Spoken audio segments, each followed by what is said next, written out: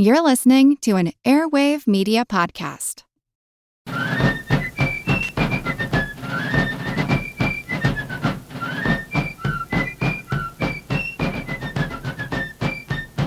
Hello, and thank you for joining the American Revolution. Today, episode 59, Taking Fort Ticonderoga. In the weeks that followed Lexington and Concord, neither side seemed to know what to do next. Gage's regulars entrenched themselves in Boston. Worried that they would be unable to defend against an assault, they pulled their soldiers out of Charlestown. However, they warned the Patriot militia surrounding Boston that if militia attempted to occupy Charlestown, they would burn it down. So for the time being, Charlestown became a no-man's land between the two armies. Other than that, the two sides pretty much sat looking at each other across Boston Harbor, waiting for the other side to do something. As word spread after Lexington and Concord, militia from neighboring colonies converged around Boston. Some rushed to the scene, like Israel Putnam, who literally walked away from plowing his field in Connecticut, heading straight to Boston on April 20th, the day after fighting. His son had to put away the plow and oxen that he had literally left standing in the field. Putnam had been an outspoken Patriot leader who had herded a flock of sheep to Boston the year earlier to feed the residents after the Boston Port Act had effectively ended all food imports by sea. Now, Putnam, who would serve as a major general, was there to fight. Others took a little longer to arrive. When word reached New Haven, Connecticut, a young apothecary named Benedict Arnold decided it was time for decisive action. A month earlier, the men of New Haven had formed a new militia company and elected Arnold as their captain. Now, Benedict Arnold is going to be a major player in the war, so we might as well introduce him now. In the spring of 1775, Arnold was a 34-year-old merchant, married, and with 3 children. He came from a prominent family. His great-grandfather, also named Benedict Arnold, had been the governor. Arnold's father had been a merchant, but he was also an alcoholic, leading to some financial problems for the family. Arnold had started life attending the best schools in the colony, but his father's business failures forced him to leave school early and take an apprenticeship as an apothecary. At the outbreak of the French and Indian War, 14-year-old Arnold attempted to enlist as a drummer, but his mother prevented him. At age 16, he finally joined a relief force headed to relieve the British and militia at Fort William Henry, something I discussed way back in episode 9. French and Indian forces had surrounded the fort, and before a relief force could arrive, the fort surrendered, resulting in the Indian massacre of the colonists in the fort. Upon hearing this news, Arnold's regiment returned home without seeing any combat. Arnold's mother died in 1759, and his father died 2 years later in 1761. In 1762, Arnold borrowed money from some cousins to start a pharmacy and bookstore in New Haven. His business prospered and he soon repaid his loans. He even bought back the house his father had been forced to sell years earlier. A few years later, Arnold formed a partnership to buy 3 merchant vessels. Arnold personally traveled throughout the colonies, the West Indies, what we today call the Caribbean, and Central America as a Yankee trader. Things seemed to be going well for him until the Stamp Act threatened to destroy his bookstore and trade restrictions forced him to become a smuggler. Arnold joined the Sons of Liberty in Connecticut and actively supported the Patriot cause from the beginning. He also joined the local Masonic Lodge. Around the same time, he married Margaret Mansfield, the 17-year-old daughter of the sheriff, and began a family. Now, British restrictions on trade destroyed much of his business, and Arnold fell into debt. He still lived the comfortable life of a merchant trader, but had to be on the hustle for the next deal, and regularly had to worry about debt and financial troubles. By 1775, despite colonial trade embargoes and British trade restrictions, he was doing well financially and enjoyed a successful family and business. When word of fighting arrived in New Haven on April 21st, Captain Arnold assembled his company to march to Boston. The problem was the New Haven Town Council would not release any gunpowder. After several hours of bickering, Arnold had to threaten to attack the powerhouse and take the munitions by force before officials finally conceded and gave his company the powder they needed. The guy preventing Arnold from taking the gunpowder was named David Wooster, head of the Connecticut militia. I mention Wooster because soon he's going to become a general in the Continental Army and Arnold's superior. So on the first day of heading off to war, Arnold was already making enemies that would make his life difficult in the future. On the march to Boston, Arnold met up with Connecticut militia colonel Samuel Parsons, also a member of the Connecticut legislature. Now, Parsons was returning from Cambridge when he spoke with Arnold about the siege now underway. The two men discussed the fact that the provincial army was going to need cannons if they wanted any chance of taking Boston by force. Arnold told Parsons that there was a large number of cannon at Fort Ticonderoga in New York, which the British kept under only nominal guard. Arnold had traveled to Ticonderoga on multiple occasions as a merchant. He frequently visited the fort when heading to Montreal or Quebec for trade. Through his visits, he had become quite familiar with the fort, its assets, and its defenses. After their discussion, Parsons continued on his way to Hartford. There, he met Silas Deane, another legislator who had served in the First Continental Congress. On their own initiative, the two men decided to allocate 300 pounds sterling to finance an attack on Fort Ticonderoga. They named Captain Edward Mott to lead the expedition and recruited Heman Allen, the brother of Ethan Allen, to involve the Green Mountain Boys in the fight. As I discussed way back in episode 38, Allen was a well-respected militia leader living in what is today Vermont, only a few miles from Ticonderoga. Parsons and Deane ordered this force to take Fort Ticonderoga and acquire the cannon for the provincial army at Boston. Parsons apparently decided on this course after leaving Arnold, as he did not discuss it with him. So Arnold and a company of the Connecticut Guard continued their march on to Cambridge. Arnold witnessed the chaos and confusion there. Officers and men camped around the city with little purpose or direction. Within a few days, Arnold sought out Joseph Warren to discuss the idea of taking Fort Ticonderoga. Arnold told Warren about the cannon and how poorly defended they were. Now, Massachusetts had already received intelligence and a similar recommendation from John Brown, a member of the Massachusetts Committee of Correspondence who had visited Ticonderoga and Montreal a few months earlier. As part of his trip, he attempted to get Canadians to join the Patriot cause. Unknown to the men now discussing the capture of Ticonderoga, Brown was already headed toward the fort under Colonel James Easton of the Pittsfield, Massachusetts militia as part of Parsons' plan to take the fort.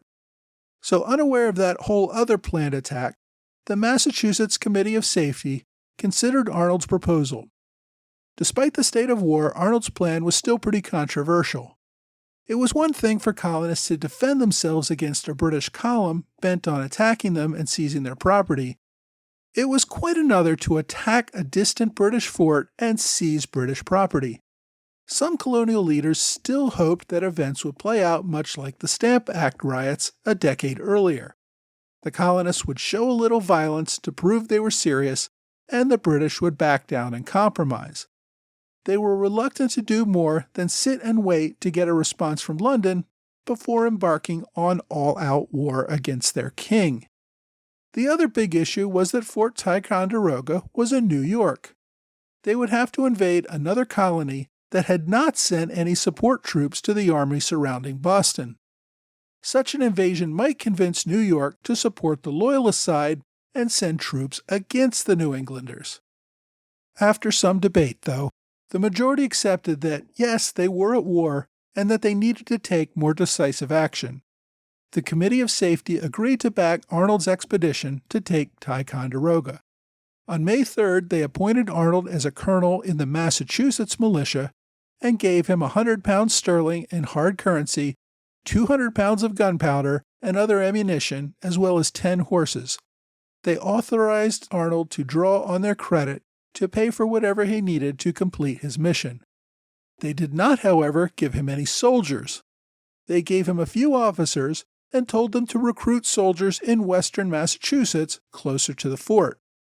So Arnold ditched his old Connecticut company and set out with several other newly appointed Massachusetts captains to raise new companies in western Massachusetts. As Arnold began recruitment, the locals told him that a planned attack was already underway. Several Connecticut companies under Captain Mott had recently passed through their town on their way up to link with Ethan Allen. By the time Arnold heard of this other group, Mott had already met up with Ethan Allen and the men were assembling local militia for the attack. On May 8th, the men had formed a committee of war, naming Allen as commander of the expedition, with Massachusetts Militia Colonel Easton as second in command, after the Green Mountain Boys refused to serve under anyone but Allen. Disturbed that he would be left out of the assault on Ticonderoga, Arnold ditched his captains, who were still trying to raise his army, and rushed to Castleton. On May 9th, he met up with Allen, who was still assembling his force about a day's march from the fort. Now, Arnold apparently tried to wave around his commission and demand that Allen turn over his men and serve under his command. The Green Mountain Boys, fiercely loyal to Allen, refused to serve under anyone but Allen, and certainly not some stranger who showed up with no men, no arms, no supplies, nor anything but a piece of paper and his own uniform. Eventually, the two reached a sort of compromise. Arnold recalled later that the two men would share command. Allen seemed to be more of the mind that, sure, you can come along with us and be there when we take the fort, but I'm running the show. The force assembled totaled between 250 and 400 officers and men. Accounts differ on the exact numbers. Most of them were the Green Mountain Boys with their allegiance to Allen. Some were, though, Connecticut and Massachusetts militia. The soldiers made their way to the fort, approaching it from the opposite side of Lake Champlain. They would cross the lake overnight and storm the fort before dawn. Unfortunately, the plan ran into problems at the outset. Allen had sent ahead an advance party to acquire the ships necessary to cross Lake Champlain. On their way, the men instead found a cache of alcohol and got drunk. When the main force arrived late in the evening of May 9th, there were no boats. Finally, they found a small craft that could ferry the men over the lake. But by then, it was getting dangerously close to dawn. A daylight crossing would likely be spotted by the fort, and they would lose the element of surprise. Allen and Arnold decided to take the fort with the 83 men who had come over in the first two trips. They had no time to wait for another round if they wanted to attack before daylight. Now, you may recall from some earlier episodes that way back in 1759, the British, after several attempts, finally defeated the French at Ticonderoga. The French blew up their Fort Caroline, but because of the key location, the British built two new forts. One was Fort Ticonderoga, and another one a few miles to the north was Fort Crown Point. After the French ceded Canada, though, the lack of any enemy in the area made the forts unimportant.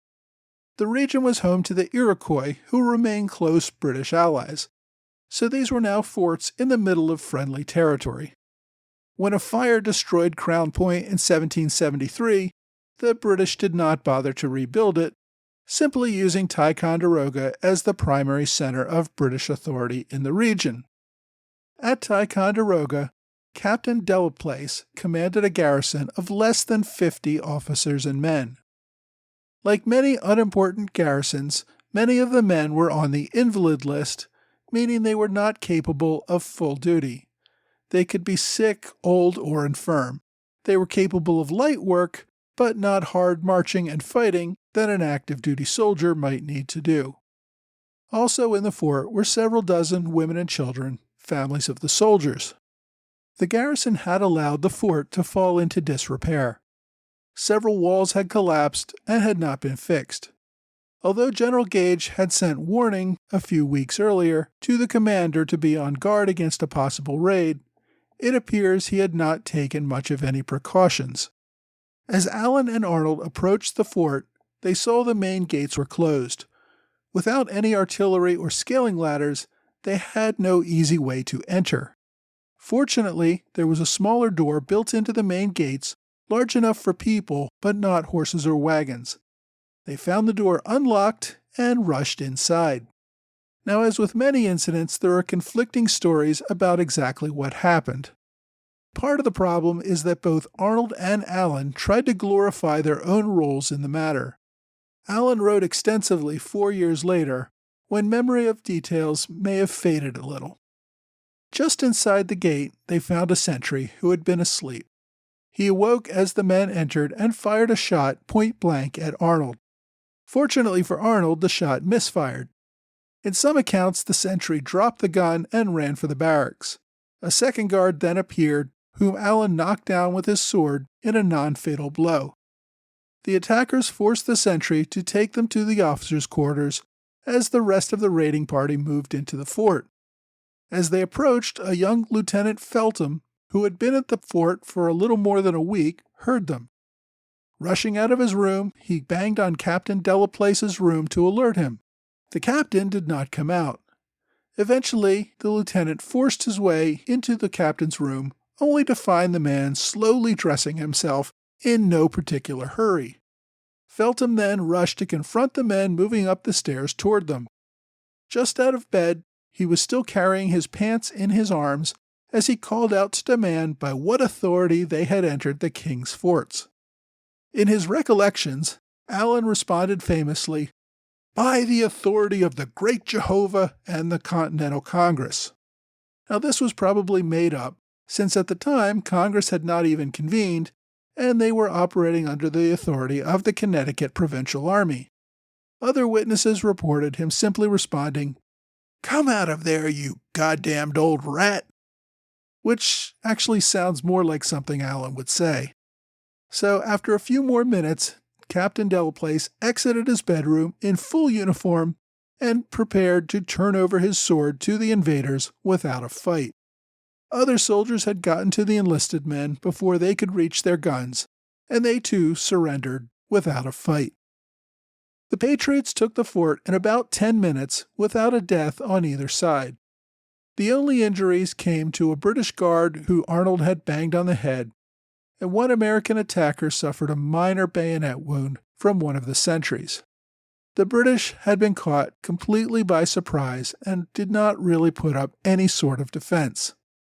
Eventually, the rest of the invasion force under Seth Warner made it across the lake and joined the rest of the attackers at Fort Ticonderoga. Arnold immediately set about dealing with the prisoners and securing the fort and its contents.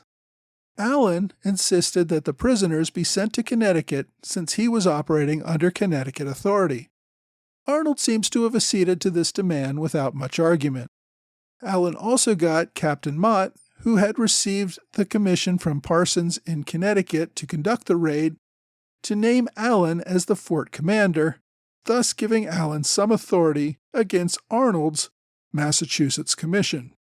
So while Allen had been named fort commander, his men seemed to have little interest in any efforts to organize the fort. They discovered Captain Delaplace's personal stash of 90 gallons of rum and proceeded to get drunk for several days. They also began looting the fort for anything of value. Now Arnold tried to stop this, only to find the men pointing their guns at him and telling him to back down. Without getting any support from Commander Allen, Arnold had no choice but to do what he could by himself and try to ignore the drunken looters all around him. Allen's only contribution was to give Delaplace a receipt for his rum so that Connecticut officials could reimburse him for the loss of his personal property. Now, neither Allen nor Arnold wanted to leave the fort in control of the other, so neither would lead an attack on nearby Crown Point or Fort George. Allen dispatched a smaller contingent of men under Seth Warner to take Crown Point, which at this point was only defended by 9 soldiers, and Fort George, which was defended by a garrison of 2 men. Like the raid on Ticonderoga, Warner and his men caught both garrisons by surprise, and they surrendered without any attempt to defend their forts. After a few days, the men that Arnold's captains had been recruiting in western Massachusetts finally began to arrive. So at this point, Arnold had a small command independent of Ethan Allen. At the same time, many of the Green Mountain Boys had decided they had accomplished their mission and began to return home. Allen's force would remain intact for a few weeks longer, but would continue to hemorrhage soldiers as militiamen only stuck around as long as they wanted. Still, the attack was a great success for the Patriots. The main purpose of this raid had been to secure artillery. Forts Ticonderoga and Crown Point combined housed about 200 cannons, only about half of which were in usable condition for the Patriot cause.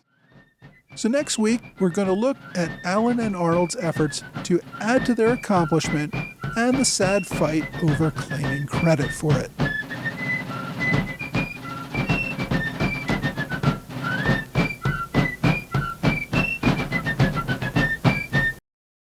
Hello, and welcome to the American Revolution Podcast Book Review. Before we get to this week's review, I want to remind everyone that if you have any thoughts on the podcast or the Revolution generally, feel free to email me at mtroy.history@gmail.com. I'm always looking for feedback and want to make sure my podcast is moving in a direction that you, my listeners, want. You can also reach me on Twitter @AmRevPodcast or through the American Revolution Podcast group on Facebook. Now, this week's episode had two main characters, Benedict Arnold and Ethan Allen. So I'm going to recommend two books, one for each man, and both books by the same author. William Randall wrote Benedict Arnold, Patriot and Traitor in 1990, and Ethan Allen, His Life and Times in 1992.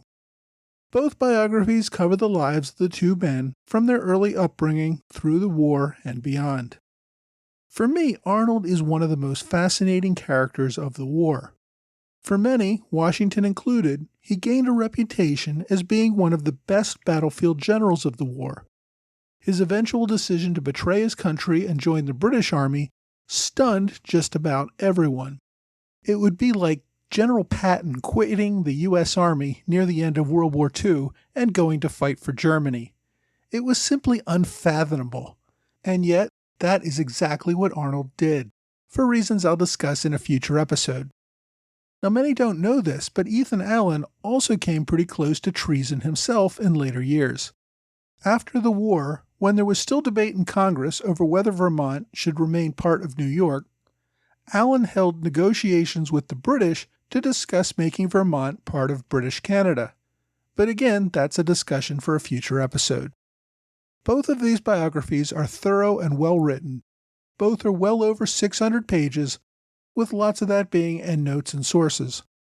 Randall has written a number of other biographies from the era as well, including books on Washington, Jefferson, Franklin, and Hamilton. He also published a book about the War of 1812 last year. His books are well researched, and his writing style engages the reader. Randall used to be a journalist before becoming a writer and a college professor later in life. If you want to learn more about the lives of these men, be sure to check out his books. You can find links to the Allen and Arnold biographies on my website, www.amrevpodcast.com.